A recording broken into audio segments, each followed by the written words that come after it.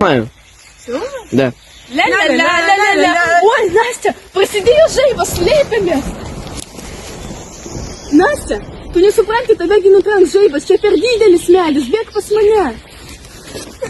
Настя, tave vėl nutranks žaibas, tu judi, slėpėmės. Vaikai, dabar jūs nenutranks žaibas, nes jūs išklausėte mūsų taisyklių. Все? Блін, reikia pakrauti mano telefoną, įsijungia. Slysta rankos. Настя, taip negalime daryti. Dabar aš jums paaiškinsiu, kaip reikia teisingai. Įmame už šitą daiktą, o ne už laidą. Ir atsargiai kišame. Valio, mums pasisekė. Dabar mes galime įkrauti Nastės telefoną. Bet dėja, dėl neatsargumo Nastė daugiau negalės su juo naudotis.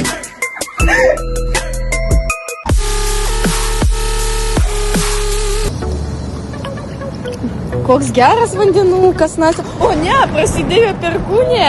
Varom ant kranto. Plaukiam, plaukiam, plaukiam. Vaikai, prisiminkite, kad negalima plaukyti ežere, kai prasidėjo perkūnė, nes jūs tame ežere esate aukščiausias objektas, o vanduo labai laidus elektros perkūnijai. Todėl negalima plaukyti. Tai pavojinga.